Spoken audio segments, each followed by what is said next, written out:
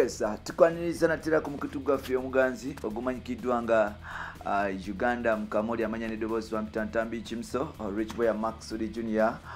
webale kuba nti otambula naffe webale kuba nti otwesiga webale kuba nti otwagala webale kuba nti yes eva otambula naffe wetwogera musajja mukulu amanyikiddwa nga Buken Ali abasinga omuyita Nobianli kugata Sudden Magic ne Sebufu Eddie abasinga omuyita Eddie Mutwe abalula esiridde nabwe kityo olunaku lwaleero yes twakitegeddeko nti bavunanyizibwa omusango okuba nti basangibwa n'emundu mu bumenyi bw'amateeka era nga guno omusango baguyita gwakulya kugeza kuba nti bali mu nsi y'olukwe mpola mpola n'abantu 49 abalala. Bobi Wine atandise okuba nti ayogera ebikankana agamba nti abantu be bagezaako okuba nti babawaayira kubaliisa matugango kubasibako matugango kubaliisango naye ng'ate ekituufu ne gavumenti ekimanyi mugamu gye bakyali baffe mwebale kuba nti mutambula naffe mwebale kuba nti mutwagala mwebale kuba nti mutuvimbisa mwebale kuba nti eva mubeerawo ne mugamba nti yes Limoja Soldier Boy Kimso alina okujja wano asobole okuba nti atuusaako gena mu maaso. Now enaku z'omwezi 14 Uganda lwegenda okuba nti essalawo mu kuba nti essalawo tulaba okuyiwa omusaayi tulaba abantu abagwira mu makomera enkya n'eggulo tulaba abadduka mu ggwanga tulaba yes abafuzi bagenda mu maaso n'okuba nti beeteekateeka kugatana n'abapolitician ab'enjawulo abalala famire zaabwe ziri bweru wa ggwanga bazitwala yes mwaka guwedde abalala bazitutte guno obaoliawo buli omu ali scared ate nga ne sayini y'enjiibwa nti bagezesa kuba nti batenjiibwa ng'akabonero k'eddembe zigezeko okubukazaaganye mpola mpola zeesibiddewo kiraga nti obaoliawo mu ggundi y'amadiini nti yes obaoliawo katonda si musanyufu ne Uganda yattu so n'olwekyo bangi batandise okuba nti beewalikirira yes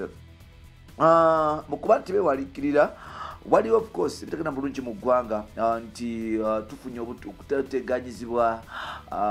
katiko k'ebyokulonda poliisi n'ebisigaddewo yes poliisi n'abasigaddewo bageze maaso okuba nti bakwata abantu nga bagezaako okuba nti babalanga emisango egimu oba emirala mu bibakutte mulimu betumanyi ne tutamanyi opposition banji abakwatibwa abamu bamanyi abamu temubamanyi banji abali ekitala mu prison abatana bakuba nti bava nayo yes bali eyo tebamanyi nadiru bagenda vaayo era nga bingi ebyogerwa and now Kalangala Saga yavaako obuzibu bw'amaanyi nnyo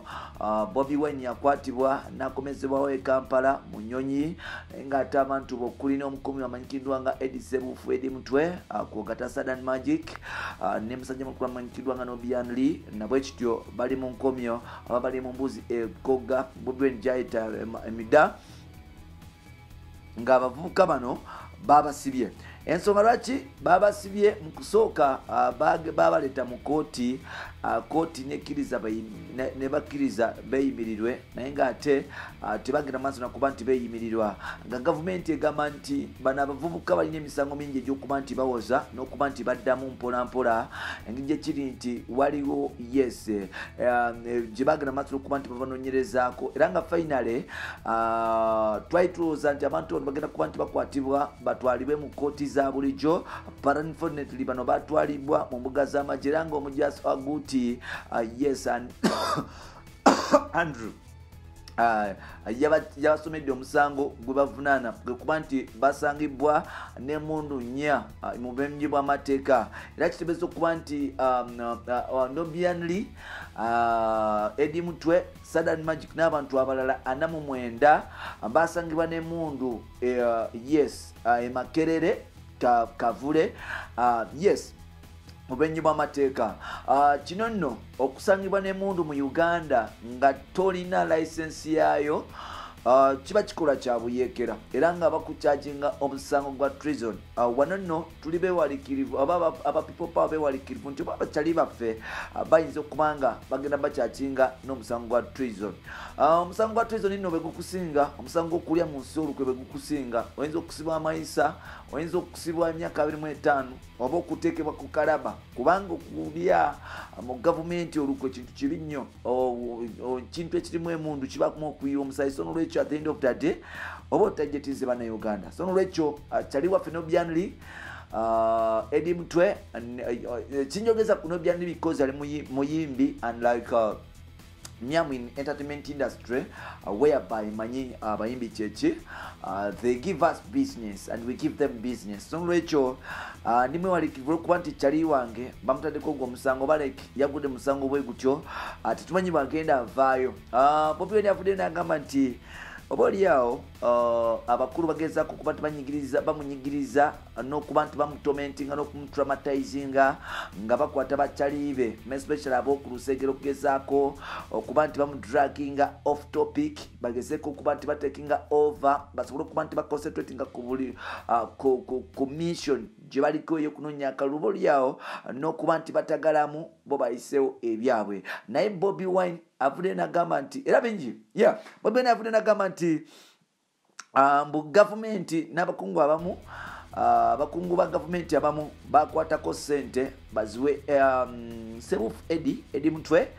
kugatana n'omusajja mukulu amanyikidwa nga Nobianli sente zaali mpitirivu naye mbu bano ababiri baagaana era nga kirabika okuba nti oba oli akugana sente oba okuba nti babayingibwa NRM mujezimu ku nsonga ezabakwatibwa ne batwalibwa mu kkomera wano nno omwogezi wa gavumenti Mr. Ofono Opondo avudde n'agamba nti Bobi Wine ayogera kalebule era propaganda gwatandise okuteekawo mufu agambye nti tibatuukirangako okugula Eddie Mutwe Nobianli kubanga tebalina nsonga lwaki babagula agambye nti NRM yo ne gavumenti yayo erina abawagizi ate abasobola okuba nti bagituusa ku ntiko so n'olwekyo avudde n'agamba nti nedda musajja mukulu amanyikidwa nga Bobi Wine byayogera bya kafuwe naye nga tujjukira nti abantu abali mu Nuupa abasinga okubungi